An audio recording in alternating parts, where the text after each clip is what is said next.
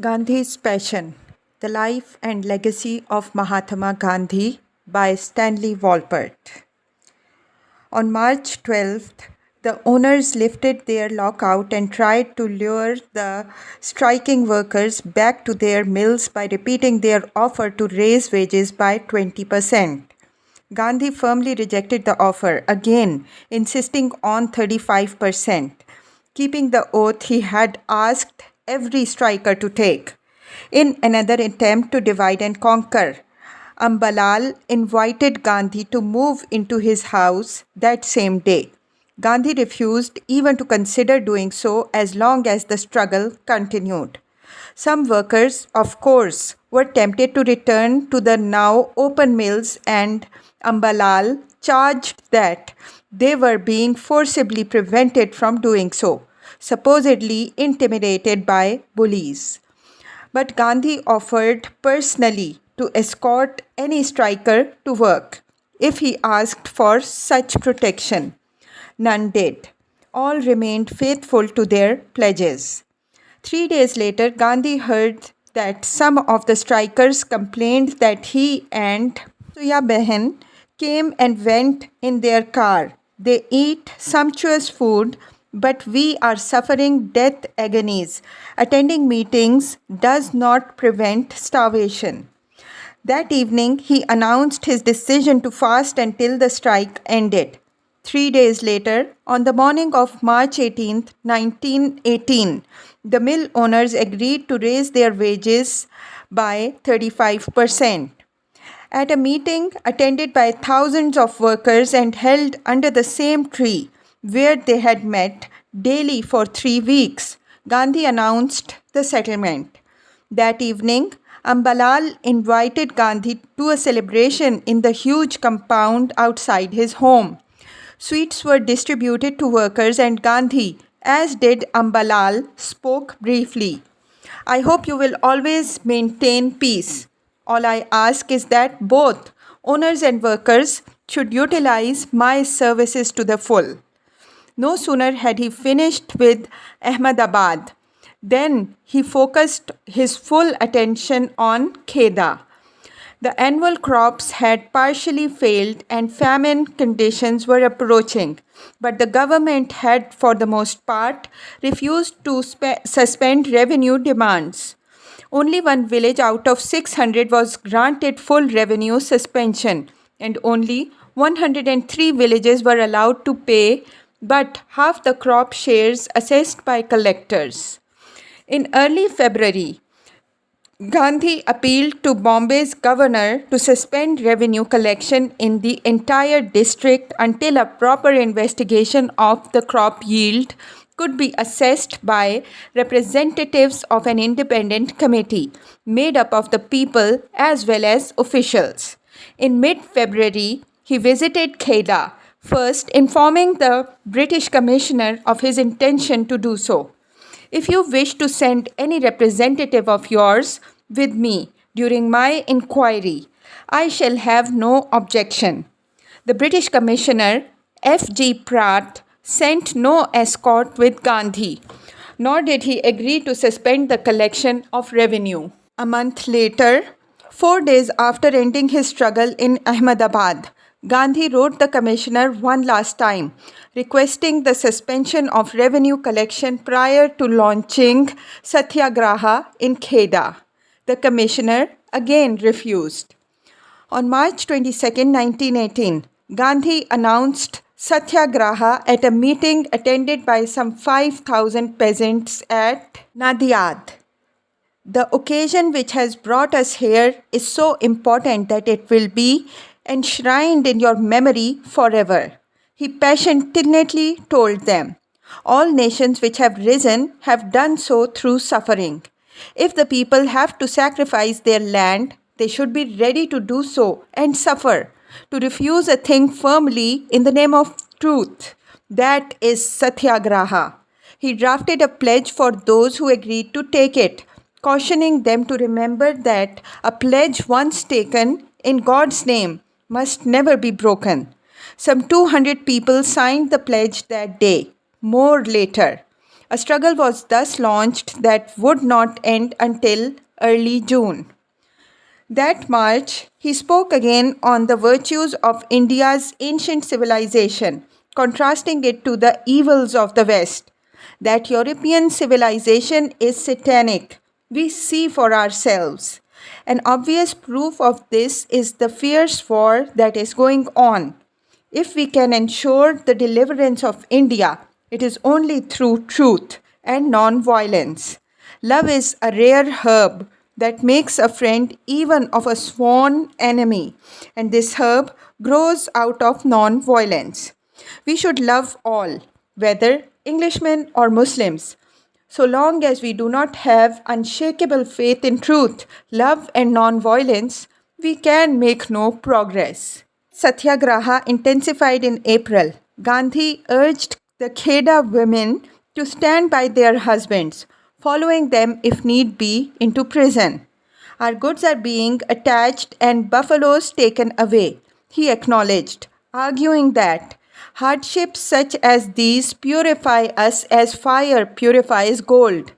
To his friend Henry Pollock, now in London, Gandhi confessed, a series of passive resistances is an agonizing effort. It is an exalting agony. I suppose the agony of childbirth must be somewhat like it. He spoke every day to different village groups, encouraging them by his presence as well as his words, promising that their salvation would come from fearlessly clinging to the truth, that freedom was bound to follow. This is not a struggle merely to escape payment of the revenue this year, he told his brave band of Satyagrahis that April. No king can remain in power if he sets himself against the people. I have taken it as the chief mission of my life to prove this. The British soon tested his resolve. They started to confiscate movable property and land belonging to these peasants and landowners of Kheda, who had refused to pay the demanded revenue, and most of them opted to pay out of fear of losing everything they possessed. If we give way to this fear, we shall become incapable of any manly effort, Gandhi told the staunch peasants of Nadiad, who remained firm. About 80% of the farmers have paid up to the dues out of this fear, and therefore it is for the remaining 20% to redeem the honor of all. His speeches to the peasants of Gujarat were given not only in their own language but were enriched by countless references to Hindu epic lore, which they knew and loved, and to recitations from the Bhagavad Gita and ancient tales of the struggles and miracles of Hindu gods taken from the Puranas. He brought the folk wisdom and religious philosophy of India's Vedic and Upanishadic pre-Christian eras to life for these adoring, mostly illiterate audiences who waited long hours in the blistering sun just to catch a glimpse of him. They were prepared to listen to him till the sun burns itself out. When he wasn't touring villages, he went to Bombay as well as Ahmedabad and met with British governors and heads of the revenue department as well as commissioners, much as he had done during earlier satyagrahas in South Africa. This April, moreover, he journeyed to Delhi to attend the war conference called by Viceroy Lord Chelmsford, leaving in his absence Vallabhbhai Patel in charge of the Kheda struggle. Since neither Tilak nor Annie Besant was invited to the conference, nor could the imprisoned Ali brothers join it, Gandhi had last-minute misgivings about attending. Chelmsford met with him on the eve of the April 27, 1918 conference to reassure him. In fear and trembling, I have decided as a matter of duty to join the conference, Gandhi wrote to the Viceroy's private secretary, who replied, The Viceroy does not believe in your fear and trembling, nor do I.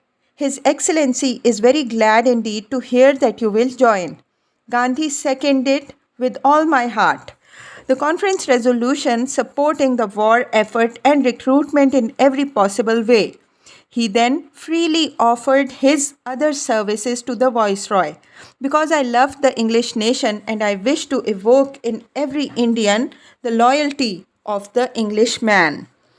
Early in June 1918, the Kheda struggle ended in compromise, the government agreeing to suspend the collection of revenue from poor peasants, taking payments only from well-to-do landowners, of whom there were quite a few in Kheda district.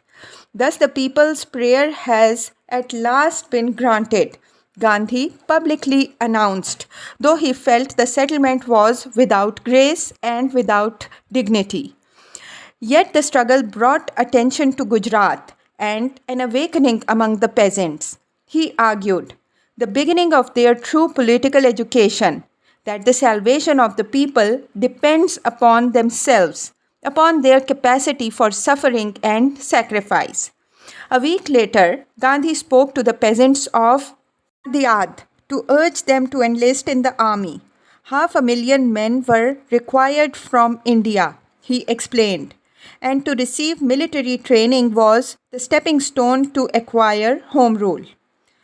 Gandhi thought these peasants, trained as satyagrahis, would respond with enthusiasm to his call to arms. He was quickly disillusioned. My optimism received a rude shock. You are a votary of Himsa. How can you ask us to take up arms? What good has government done for India to deserve our cooperation? Such questions troubled his sleep, and though he tried to rationalize what he had agreed to do in the heady atmosphere of the Viceroy's palace, he could not add conviction to his appeal, and obviously felt so ambivalent about it that he stayed awake, sickening himself as well as those peasants who now berated and humiliated him. We are regarded as a cowardly people, he wrote to friends in Kheda district, trying to justify his contradictory behavior to rationalize his opportunistic abandonment of ahimsa. If we want to become free from that reproach, we should learn the use of arms. Partnership in the empire is our definite goal. Hence, the easiest and the straightest way to win Swaraj is to participate in the defense of the empire. If the empire wins, mainly with the help of our army, it is obvious that we would secure the rights we want. It was not, however, convincing enough to recruit any of the peasants who listened to him with lowered eyes.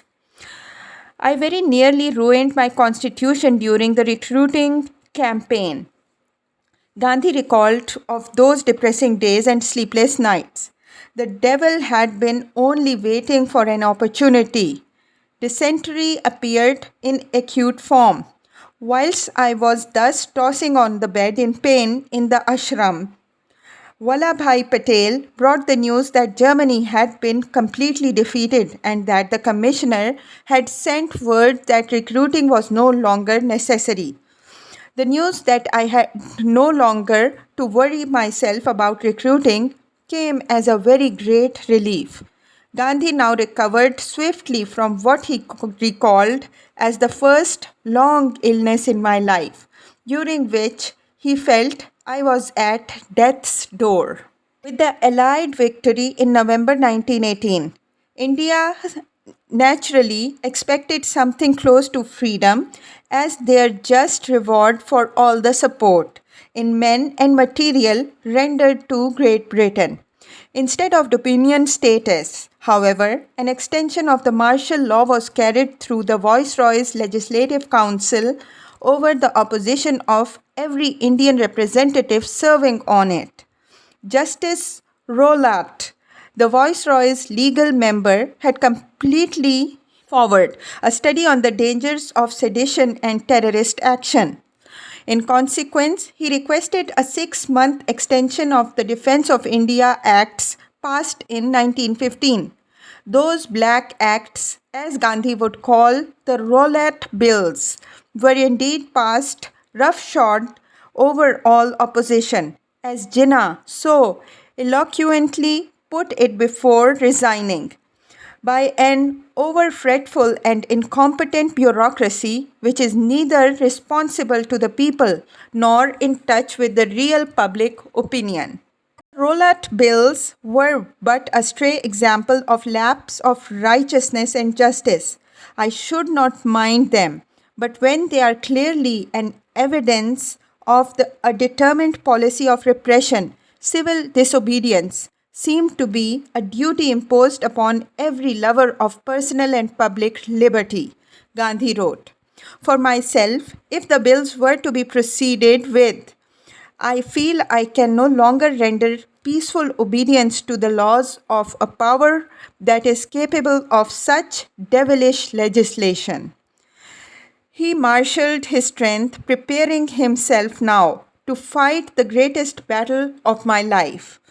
The war was over, yet Britain's victory brought no offer of dominion status, only renewed repression.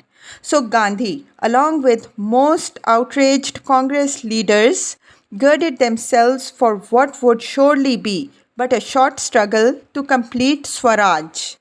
None of them imagined it would take almost 30 more arduous years. Chapter 10: Post-War Carnage and Nationwide Satyagraha.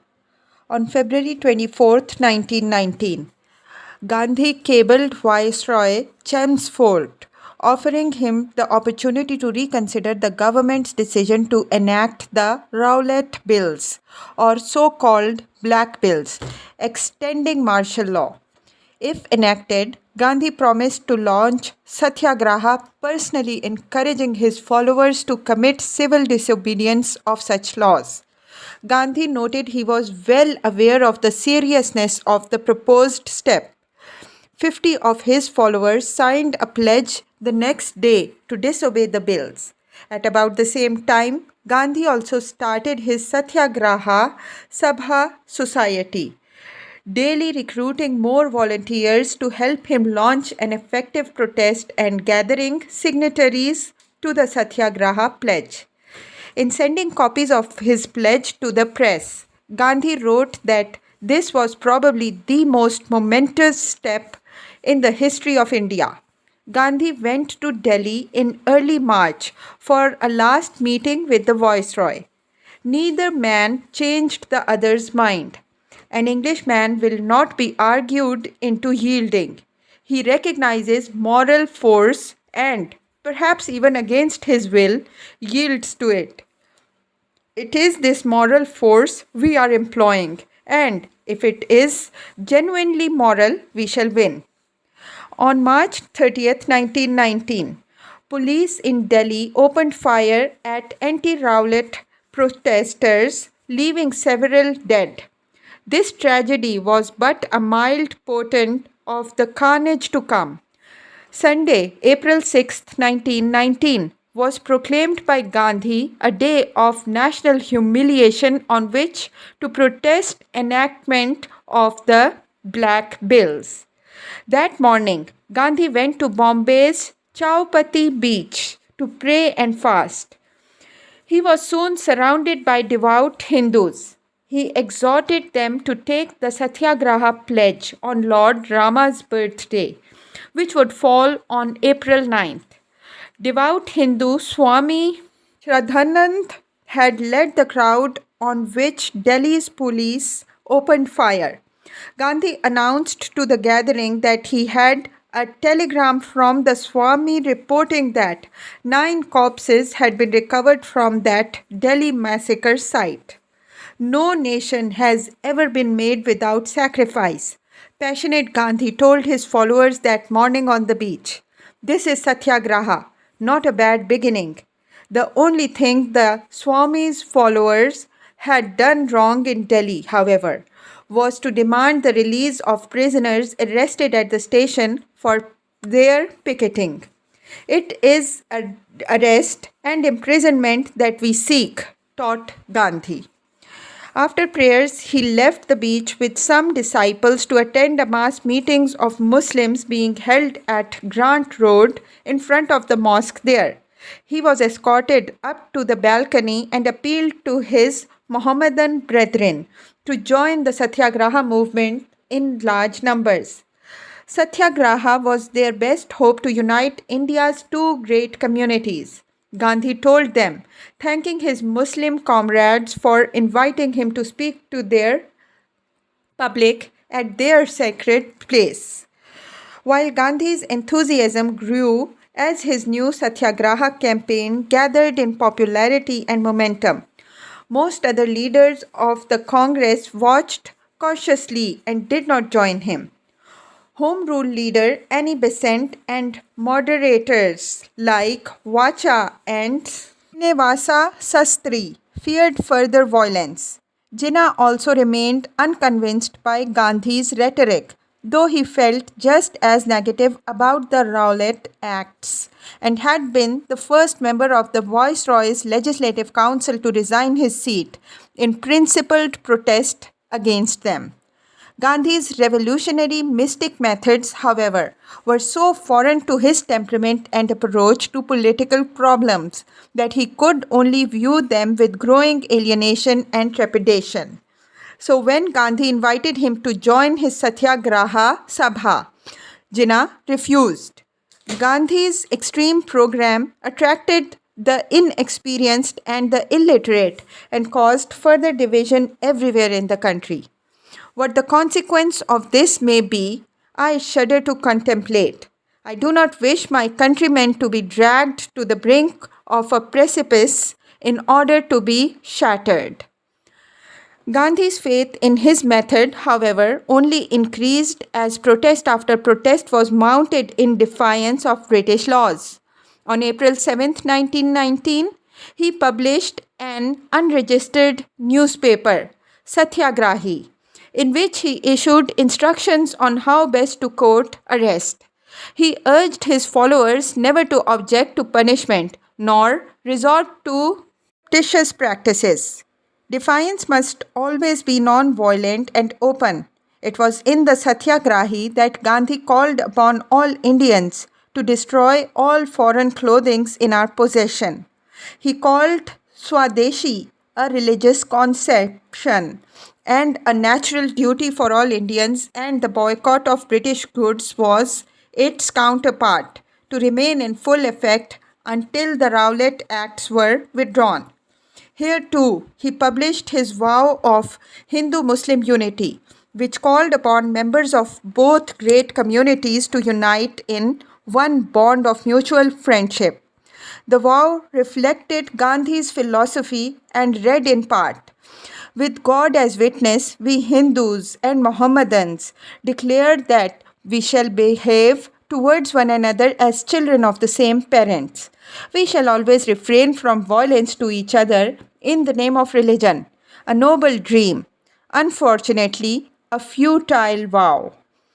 On April 8, 1919, Gandhi took the train from Bombay to Delhi, and on April 9th was served with an order not to enter Delhi or Punjab at Kosi. He refused, of course, to obey the order, was arrested and brought back under police guard to Bombay.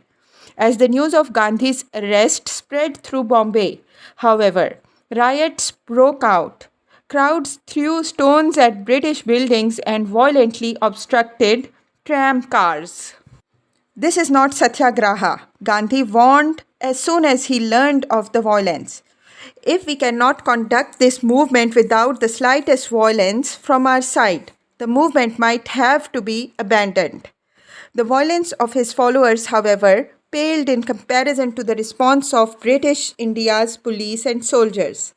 Gandhi went from Bombay to his Sabarmati ashram on the outskirts of Ahmedabad, where more serious riots broke out as word of his arrest spread.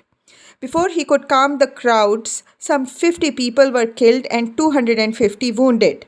That was April 13, 1919, the day of India's worst massacre. as the sun started to set on Amritsar's Jallianwala Bagh. British Brigadier Reginald Dyer ordered 50 of his toughest Gurkha and Balochi troops to open fire without warning on an unarmed gathering of Punjabi peasants celebrating their spring harvest. 400 were murdered, another 1,200 wounded.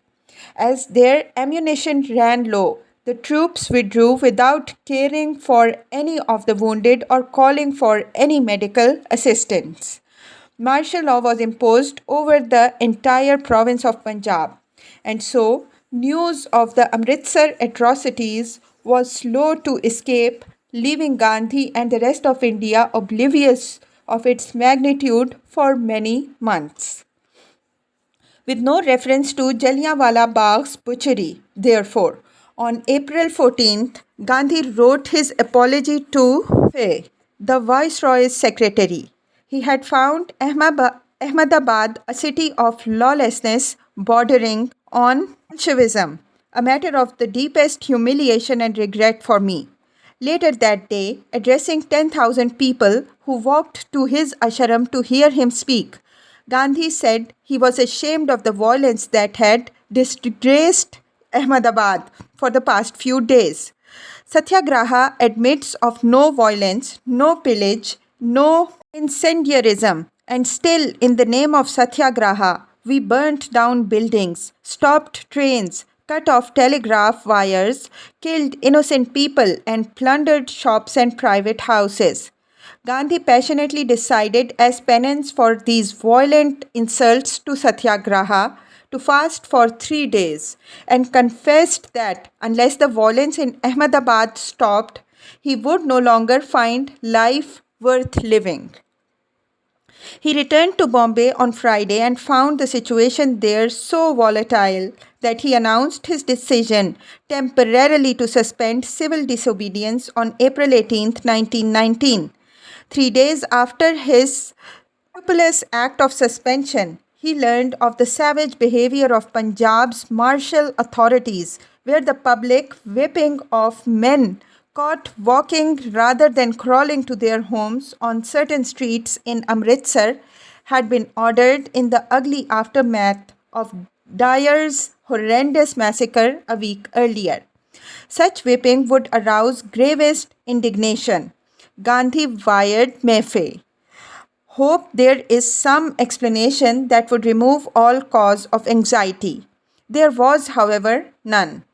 More and more details trickled out slowly, informing Gandhi and India's leaders of the inhumane actions ordered by Dyer and his supporting Lieutenant Governor Dwyer during the blackest spring of Indian history. By the end of May, Gandhi could no longer keep silent. I have refrained from saying anything in public because I had no reliable data. He wrote the Viceroy. I was not prepared to condemn martial law as such, but the secrecy that has surrounded the events in the Punjab has given rise to much hostile criticism. The complete gagging of the Indian press has created the greatest resentment. He urged the Viceroy to appoint an impartial and independent committee of inquiry. That would take a while longer, coming only after the Secretary of State intervened, with Congress later appointing its own committee and Gandhi himself as its chair. Lord Hunter, former Solicitor General of Scotland, was appointed to head a special Punjab committee that fall, whose 6 members included 2 Indian judges, Sir Chimanlal Setalwalt and Sahibzada Sultan Ahmad. The Viceroy announced the special inquiry at the opening session of his Imperial Legislative Council, and Gandhi welcomed the inauguration of a full judicial investigation of the Punjab atrocities. It soon seemed clear, however, that the official committee would not conduct as extensive an investigation of Indian claims and charges or the needs of indemnity of survivors as hoped for. Gandhi readily supported Congress's cry for the appointment of an independent Indian committee to inquire into Punjab atrocities. The people's case is this, he wrote in his New Life Gujarati Weekly, Jivan, that Sir Michael O'Dwyer proved himself unfit as governor. If he had not prevented me from going to Delhi, the disturbances would not have taken such a violent turn. The people's case, Gandhi argued, is so sound that it requires little adorning. It is spoilt only through our anger or our apathy.